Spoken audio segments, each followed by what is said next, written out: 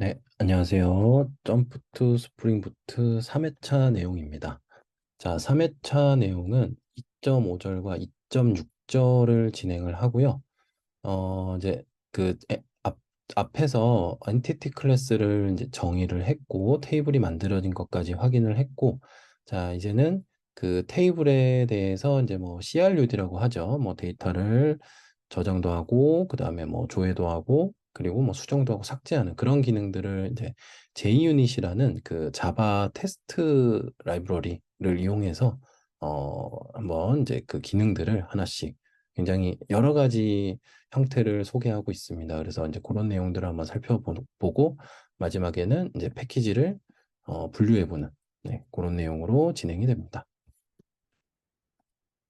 자, 먼저 이제 리포지토리를 이제 만드는데, 이 리포지토리라는 거는 이제 우리가 그 자바에서 그 데이터베이스 쪽으로 뭔가 이제 요청을 하는 거예요. 뭐 저장이라든지 수정이라든지 조회라든지 삭제 등을 이제 해야 되는데, 이제 그거를 해주는 중간 어떤 연결 그런 자바 인터페이스라고 보시면 됩니다. 그래서 리포지토리는 클래스가 아니라 인터페이스로 만들게 됩니다. 인터페이스. 자, 그래서 인터페이스를 추가해서 이렇게 어, 네, 만들어 줄 수가 있어요. 요거는 이제 반드시 JPA 리파지토리를 그 익스텐드 상속을 하게 되고요. 자, 그리고 여기에 이제 그 어떤 엔티티 클래스인지, 그리고 그 엔티티 클래스에서 사용하는 아이디가 어떤 타입인지, 네, 반드시 요 클래스 형태로 작성을 해야 됩니다. 자, 그리고 앤서 리파지토리는 이제 마찬가지 형태로 이렇게 만들어 주게 되고요. 자, 그 새로 만들게 될 때, 자, 이렇게 이제 만들어 놓긴 했는데, 자, 만들 때 이제 요 패키지에서 우클릭하고 뉴, 그다음에 여기 인터페이스라고 있습니다. 인터페이스. 네. 그래서 인터페이스로 해서 추가를 해주시면 됩니다. 뭐 혹시라도 자 클래스로 해서 추가를 했다고 하더라도 어차피 확장자는 똑같기 때문에 이 부분만 인터페이스로 수정해도, 네, 상관없습니다. 자, 그다음 이제 기능들을 확인하기 위해서 이제 JUnit을 확인을 해볼 건데요. 뭐 요즘 이제 뭐 아시는 분들은 아시겠지만 테스트 코드를 얼마나 잘 짜느냐도 굉장히 그 개발자의 기본 어떤 소양이다라고 요즘 많이 그렇게 추세로 바뀌고 있는데, 자, 빌드점 그래들에다가 이제 JUnit을 위해서 이제 요 부분을 추가를 해주고, 이제 마찬가지로 리프러시 그래들 프로젝트를 꼭 해주셔야 됩니다. 자, 그리고 이제 저장을 한번 해보는 기능을 해볼 건데요. 자, 이제 이 테스트 코드는 어디에서 작성이 되냐면, 자, 지금까지 사용하지 않았던 디렉토리인데, 그 src 테스트 자바라는 디렉토리가 있습니다. 자, 거기에 보면은 기본적으로 SBB 어플리케이션 테스트라는 클래스가 있는데, 이제 요 클래스에다가 이제 테스트 코드를 쭉 작성을 해볼 거예요. 자, 여기 보시면은 이렇게 테스트 폴더가 있고 똑같이 패키지가 있어요. 네, 그리고 그걸 또 확장해 보면 이렇게 SBB 어플리케이션 테스트라는, 네, 클래스가 있습니다. 저는 이제 미리 그 테스트 코드를 좀 미리 이렇게 작성을 해놨으니까요. 예, 한번 살펴보도록 하겠습니다. 자, 이렇게 이거는 저장만 해보는 내용입니다. 저장만 해보는 내용. 그래서 질문을 저장해야 되기 때문에 퀘스천 엔티티 객체를 하나 만들고요. 자, 각 뭐 제목, 내용, 시간 값을 이제 세팅을 해주고, 그리고 이제 그거를 그 퀘스천 레파지토리에 세이브라는 메서드로 객체를 전달하게 됩니다. 자, 이제 여기 퀘스천 레파지토리를 사용하기 위해서는 이제 이런 부분이 필요한데, 자, 여기에는 이제 오토와이어드라는 어노테이션을 붙이게 됩니다.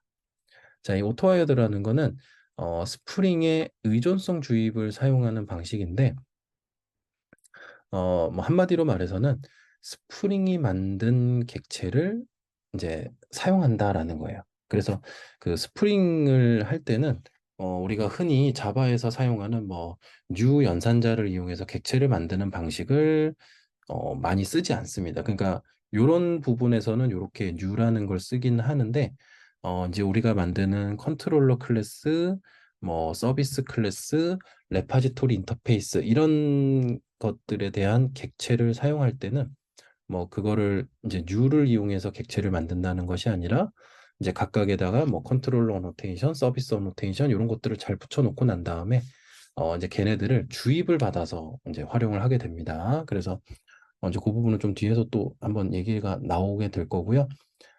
그 요 코드를 이제 한번 실행을 해 보는 거고요. 그렇게 했을 때 데이터베이스에 잘 들어왔는지를 네, 보는 겁니다. 자, 그래서 이제 요거를 할 때는 런에서 이제 JUnit 테스트라고 이제 이렇게 실행을 하게 되는 거고요. 자, 그런데 그 서버가 구동 중일 때는 JUnit 테스트가 돌아가지가 않을 거예요. 그래서 어, 서버를 중지하고 서버를 중지하고 JUnit 테스트를 실행해주면 테스트 코드가 돌아가면서 테스트에 전혀 문제가 없다면 이렇게 녹색 형태로 이제 뭔가 출력이 보이게 됩니다. 자, 그리고 이제 테이블에 데이터가 잘 들어갔는지를 확인해 보려면 다시 서버를 시작해서 H2 콘솔에 접속해서 요 쿼리를 실행을 해줘야 됩니다. 자, 한번 확인을 해보겠습니다. 자, 제가 요거를 좀 풀고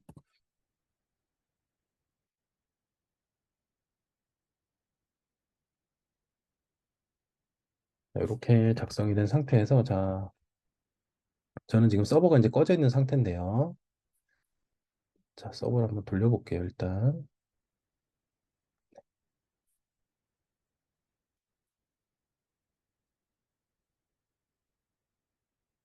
자, 그런 다음에 이제 테스트 코드를 돌릴 때는 이렇게 우클릭하고 런에즈에서 이 JUnit 테스트라는 요거를 실행을 해줘야 되는데 네, 이거는 뭐 저처럼 안 뜰 수 있습니다. 자, 그러면 이렇게 지금 페일이 뜬 거예요. 이거는 빨간색은 이제 페일이 뜬 이유는 서버가 돌고 있기 때문에 네, 그런 문제가 생긴 거고 자, 서버를 끕니다. 자, 이걸 선택한 상태에서 요거 빨간 네모를 누르면 서버가 꺼지고요. 자, 다시 테스트를 돌려보겠습니다. 네, 그러면 이렇게 녹색 창이 뜨면서 이제 테스트가 정상적으로 수행이 됐다. 이렇게 판단할 수 있고 자, H2 콘솔에 들어가서 H2 콘솔에 들어가기 전에 이제 서버를 다시 실행을 해줘야 돼요. 자, 그리고 네, H2 콘솔에 접속해서 커넥트. 자, 그리고 퀘스천 요 테이블 이름을 선택을 해보면 이렇게 쿼리문이 만들어집니다. 자, 그러면 여기서 요 런을 클릭을 하게 되면 요 쿼리문을 실행을 해줘요. 자, 런을 클릭해 보겠습니다. 이렇게 네, 요 데이터가 그대로 이렇게 들어왔죠. 그리고 작성 시간도 현재 시간이 이렇게 작성이 되어 있고요. 네, 그래서 정상적으로 네, 데이터 저장이 잘 됐다. 네, 이렇게 확인할 수가 있습니다. 자, 이제 그 다음부터의 내용은 이제 여러 가지 테스트 케이스를 소개해 주고 있습니다. 그래서 다음은 이제 find all이라는 메서드를 이제 활용을 해보는 건데, 자, 이 find all이라는 거는 이제 JPA 레파지토리가 제공해주는 그런 메서드입니다. 자, 그래서 전체 데이터를 조회하는 거예요. 지금 현재 두 개가 들어있죠. 그래서 그거를 리스트로 가져오고 그 리스트의 사이즈를 이제 2가 맞는지, 그러니까 얘랑 일치하는지를 확인을 하는 건데, 이제 이럴 때 확인하는 이제 메서드가 assert equals라는 메서드가 있습니다. 그러니까 테스트 코드라는 건 사람이 그냥 눈으로 봐서 됐네 이렇게 확인하는 게 아니라 그 확인까지를 다 코드적으로 이렇게 표현하는 게 테스트 코드라고 보시면 돼요. 자, 그래서 이 assert equals라는 메서드는 이제 JUnit에서 제공하는 메서드고요. 스태틱 메서드이기 때문에 이렇게 import 스태틱으로 이렇게 추가를 해주면 그냥 이렇게 메서드 이름만 사용하는 것이 가능합니다. 자, 그래서 요게 이제 됐는지 확인하고 그 다음에 그 0번 인덱스에 있는 데이터를 이제 꺼내서 그 데이터의 제목 값이 요 값이랑 또 일치하는지를 확인을 했습니다. 네. 자, 그래서 이제 이렇게 또 테스트를 수행해 보면 또 테스트가 성공했다고 이렇게 표시가 될 거고. 자, 그리고 한 가지 이제 또 말씀드려야 될 거는 여기에 보면은 이제 테스트가 굉장히 여러 가지 형태를 지금 소개해 주시고 있습니다. 자, 그런데 이 테스트 코드를 그냥 계속 이어서 쓴다면 이제 이게 뭐 중간에 삭제하는 것도 있고 수정하는 것도 있다 보니까 그 JUnit 테스트는 여기에 있는 모든 메서드를 다 실행을 하게 됩니다. 그래서 얘네들이 다 그냥 주석이 없는 상태로 실행을 하게 되면은 중간에 어떤 메서드 하나에서 또 실패가 나는 경우가 발생할 수가 있어요. 그래서 제 생각에는 이 테스트 코드를 이제 하나씩 작성을 해보고, 자, 테스트가 끝난 거는 주석 처리를 하고, 또 새로운 테스트 코드를 해보려면 이제 그것만 작성한 상태로 얘만 어, 이제 활성화되어 있는 상태에서 또 테스트 코드를 돌려보고, 또 끝나면 얘는 주석 처리하고 또 새로운 테스트 코드 작성해서 또 돌려보고 이런 식으로 하시는 거를 네, 추천합니다. 그렇지 않으면 어 이제 좀 또 테스트 코드가 돌다가 막 에러가 나는, 근데 그 에러라는 게 이제 뭐 코드를 잘못 썼다기보다는 여러 테스트 메서드가 같이 실행되면서 발생하는 문제니까 네, 참고해 주셨으면 좋겠습니다. 자, 이번에는 find by id 메서드인데 요거는 어떤 특정 질문 데이터를 하나 가져와 보는 부분이고요. 자, 여기서 이제 그 기본적으로 find by id라는 메서드는 옵셔널 객체로 가져오게 됩니다. 자, 이 옵셔널 객체라는 거는 이제 자바 유틸에서 제공되는 타입이고요. 자, 그래서 이거는 이제 그 널 체크를 한 번 더 해라라는 그런 어떤 안전장치라고 보시면 돼요. 그래서 그 is present를 이용해서 여기에 값이 있는지를 먼저 확인하고 그런 다음에 있다면 꺼내게끔 네, 이렇게 작성을 했습니다. 자, 그래서 그 제목이 또 일치하는지 이렇게 확인을 해본 겁니다. 자, find by subject는 질문으로 이제 조회를 해서 또 확인을 해보는 내용이고요. 자, 요거는 기본적으로 제공되는 메서드가 아니기 때문에 네, 메서드를 추가로 정의해 줘야 됩니다. 그래서 find by subject라고 메서드 이름을 만들어줬고 매개 변수로 또 제목 값을 넘겨주고 있고 리턴을 퀘스천으로 받고 있습니다. 자, 요거 find by subject라는 거는 뭐 이거로 마음대로 짓는 게 아니라 그 JPA에서 그 규칙을 정해놨어요. 뭐 그러면 이 find by subject라고 이렇게 작성을 하면 그 쿼리문이 어떤 식으로 생성이 되느냐? select from 뭐 question where subject는 뭐 땡땡땡 이런 식으로 쿼리를 자동으로 만들어 주게 됩니다. 그래서 요 메서드 이름 짓는 게 굉장히, 그러니까 쿼리를 대신한다 이렇게 생각을 하셔야 되고요. 자, 그래서 요 제목으로 조회를 하고 그 제목의 그 데이터의 ID 값이 1인지를 이제 또 판단을 합니다. 자, 그래서 이런 것들을 이제 로그에서 또 확인할 수 있는데, 자, JPA 그 우리 어플리케이션 프로퍼티즈에다가 요 두 줄을 추가해 주면은 이제 요 로그 콘솔에서 그때 실행된 쿼리문을 이렇게 콘솔에서 확인할 수가 있습니다. 네. 자, 그래서 좀 더 이제 확인하는 게 좀 더 그, 아, 이런 쿼리가 실행되는구나. 네, 그렇게 또 볼 수가 있고요. 자, 이번에는 제목과 내용으로 조회하는 부분입니다. 그래서 아까랑 이것도 이제 반드시 또 따로 정의를 해줘야 되고요. 그래서 제목과 내용으로 이제 또 조회를 해서 결과값을 이렇게 가져왔다. 네. 자, 이 내용은 이제 이름을 짓는 규칙을 이렇게 소개를 해주고 있는 부분이에요. 그래서 SQL에서 이런 어떤 연산자를 쓰고 싶다면 그 메서드를 만들 때 어떤 규칙으로 만들어야 되는지, 네, 이런 내용들이 이제 요약을 해서 여기에서 소개를 하고 있고, 전체 내용은 이 스프링 공식 홈페이지의 요 주소에 가 보시면은 그 해당 내용들이 있으니까 네, 필요한 부분이 있다면 참고하시면 되겠습니다. 자, 이번에는 like를 사용하는 부분입니다. like라는 거는 그 이제 어떤 키워드가 포함된 거를 이제 조건으로 하는 내용이죠. 그래서 이것도 이렇게 메소드를 추가했고요. 이렇게 like라고 쓰면은 실제 그 like 연산자를 활용을 해줍니다. 여기 네, 소개한 것처럼요. 자, 그래서 SBB가 들어있는 네, 제목에 SBB가 들어있는 리스트를 가져와서 또 0번 인덱스에 들어있는 걸 가져와서 제목이 이게 맞는지를 이제 비교했습니다. 자, 이번에는 수정을 해보는 건데요. 수정을 할 때는 일단은 그 해당 객체를 가져옵니다. 이제 DB에서 가져와서 뭐 조회가 됐는지 안 됐는지 확인을 했고요. 그 다음에 이제 꺼내서 거기에 대한 제목값만 이렇게 수정을 합니다. 그리고 다시 세이브에다가 그 객체를 다시 보냅니다. 자, 이게 이제 또 JPA의 굉장히 또 편리함 중에 하나인데 JPA에서는 업데이트라는 메서드가 따로 존재하지 않아요. 그냥 세이브라는 메서드가 업데이트의 기능도 하기도 하고 세이브의 기능도 하기도 합니다. 자, 그러면은 어떻게 얘가 그렇게 할 수 있느냐? 뭐 인공지능이 아니라 이제 여기서 넘긴 요 객체에 ID 값이 포함됐는지로 따져요.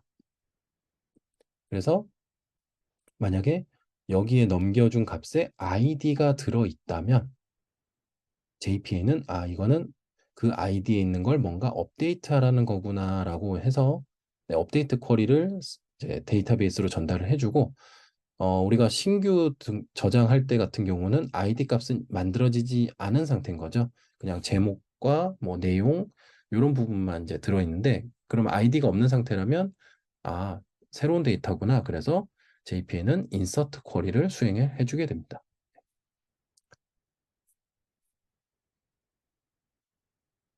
자, 그리고 이제 삭제하는 테스트 내용이고요. 자, 삭제는 어떤 흐름이냐면, 전체 글개수를 먼저 가져와서 두 개인지를 확인을 하고요. 자, 그 다음에, 1번 게시 그 질문에 대해서 또 조회해서 가져와서 그 내용을 삭제를 합니다. 1번 질문을 삭제하는 거예요. 삭제가 되고 나서 그 게시글의 개수가 한 개인지, 네, 그러니까 삭제가 잘 됐으면 게시글의 개수가 당연히 바뀌겠죠. 네, 그런 내용으로 테스트를 이제 삭제 기능이 되는지 안 되는지를 확인하는 내용입니다. 그러니까 이 테스트 코드는 어떤 조건에 어떻게 돌려서 어떻게 결과를 확인하느냐, 예, 이런 부분들을 고민하는 게 굉장히 중요합니다. 그래서 테스트 코드 작성하는 게 많이 연습을 해보셔야 되고 여기 교재에서 굉장히 많은 케이스를 소개해주고 있어서 이 부분만 잘 보셔도 어, 뭐 CRUD 테스트를 그래도 어느 정도 만들어 볼 수 있는 네, 그런 역량을 가지실 수 있을 것 같습니다. 자, 이번에는 이제 답변 데이터를 저장하는 내용입니다.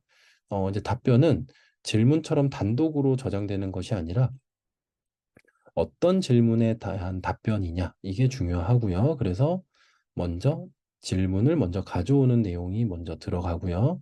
그 다음에 답변 객체를 만들어서 그 답변 엔티티에다가 퀘스천 속성이 있었죠. 네, 그래서 여기에는 반드시 퀘스천 객체를 네, 전달해 줘야 돼요. 네, 요게 이제 또 중요해요. 자, 그런 다음에 이제 세이브를 이렇게 하게 되면은 이제 그 해당 답변이 그 질문에 저장이 되고요. 자, 그리고 이제 여기서 중요한 거는 그 해당 질문에 저장되는 값은 ID 값이 알아서 저장이 됩니다. 이건 이제 JPA가 이렇게 처리를 해준다라고 보시면 되고, 자, 답변 데이터 조회하는 부분은 네, 어, 이제 답변 레파지토리로부터 이제 특정 거를 이제 조회하는 방식으로 네, 했습니다. 자, 이번에는 이제 이런 연관관계를 이용해서 테스트를 하는 방법인데 답변으로 질문을 찾거나 질문으로 답변을 찾는 내용입니다. 자, 그래서 먼저 질문 데이터를 가져오고요. 이렇게. 자, 그래서 이 질문에서 답변 리스트를 꺼낼 수가 있어요. 왜냐하면 퀘스천 엔티티에다가 answer 리스트를 그 속성으로 정의를 했었죠. 그러면 이런 코드도 가능하다라는 거예요. 네. 그 이제 뭐 이것도 데이터베이스를 써보신 분들은 만약에 질문에 대한 답변을 함께 조회하고 싶으면 이제 뭘 해야 되냐면 보통 조인을 하게 되죠. 자, 그런데 JPA를 쓰게 되면은 그냥 객체 호출하듯이 조인도 필요 없이 이런 식으로 그 거기에 참조 관계로 된 데이터를 가져올 수 있기 때문에 이런 부분도 굉장히 편한 부분 중에 하나입니다. 네. 왜냐하면 조인이 들어가는 순간부터 쿼리문이 굉장히 길어지기도 하고 복잡해지기도 한다라는 거를 써보신 분들은 아마 아시게 될 텐데 JPA를 쓰게 되면 이런 부분들이 굉장히 간단하게 처리가 된다. 네, 요것도 되게 JPA를 쓰는 장점이 아닌가 생각을 합니다. 자, 그런데 요거를 할 때는 오류가 발생을 하게 되는데 그 이제 가져오는 시점의 차이가 좀 생기게 됩니다. 그래서 이제 이런 문제가 발생을 하게 되면은 이제 테스트 메서드 위에다가 이렇게 트랜잭셔널이라는 어노테이션을 붙여주고요. 이 트랜잭셔널이라는 어노테이션은 스프링 프레임워크에서 제공해주는 어노테이션입니다.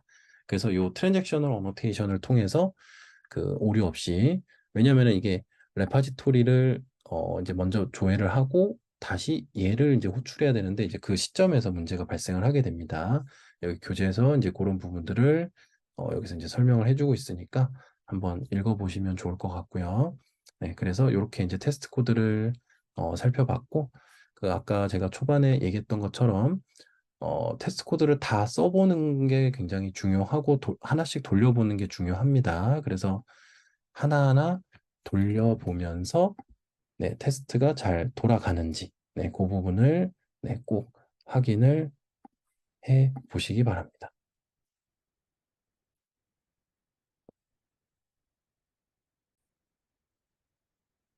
자, 2.6절은 도메인별로 분류하는 부분인데 이제 클래스가 점점 많아지고 있죠. 근데 이제 이게 한 곳에 다 이렇게 있다 보면은 뭐 구분하기도 쉽지 않고 이렇게 쓰질 않습니다. 그래서 그 도메인별로 이제 패키지를 구분을 하는데 자, 여기서 이제 도메인이라는 건 질문, 답변, 그리고 이제 뒤에서 하게 될 회원에 대한 도메인이 이제 대표적으로 세 가지로 이제 구분을 해서 사용을 할 겁니다. 자, 그래서 요거에 대해서 각각 패키지를 만들어서 관리를 할 거예요.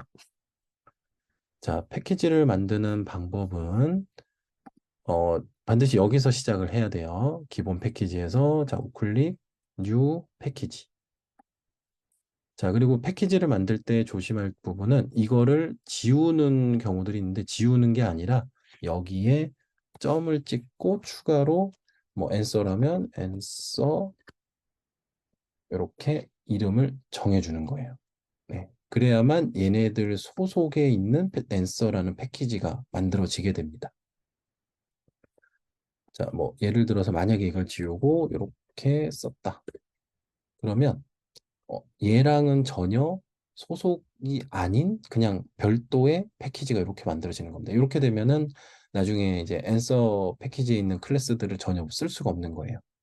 네, 그래서 이 부분 굉장히 주의하셔야 되고 자, 그리고 저는 지금 이런 식으로 보이는데 아마 이 영상을 보시는 분들, STS에 좀 익숙하지 않으신 분들 좀 저랑 그림이 좀 다를 수 있는데 자, 여기 메뉴가 있습니다. 자, 여기에서 패키지 프레젠테이션이라는 부분이 있는데 아마 이게 플랫으로 잡혀 있을 거예요. 자, 플랫으로 보게 되면 이렇게 보여지게 돼요. 그래서 뭐 이거는 이렇게 보는 게 뭐 편하다고 생각되는 분들도 있을 수 있고 자, 근데 요거를 이렇게 해서 하이어라키컬이라는 형태로 주면은 이제 그 계층적으로 보여지게 됩니다. 그래서 저는 뭐 개인적으로 요게 더 보기가 편해서 저는 계속 이렇게 놓고 쓸 거고요. 이제 요런 부분들은 그 이제 보기 편한 형태로 네, 옵션을 정해서 쓰시면 되겠습니다. 네. 자, 그래서 이번 내용은 이제 테스트 코드를 굉장히 많이 다뤄봤고 그 다음에 이제 앤서와 퀘스천 패키지를 이제 나눠봤습니다. 네. 그래서 이제 이렇게 해서 3회차 내용을 마치도록 하겠습니다. 감사합니다.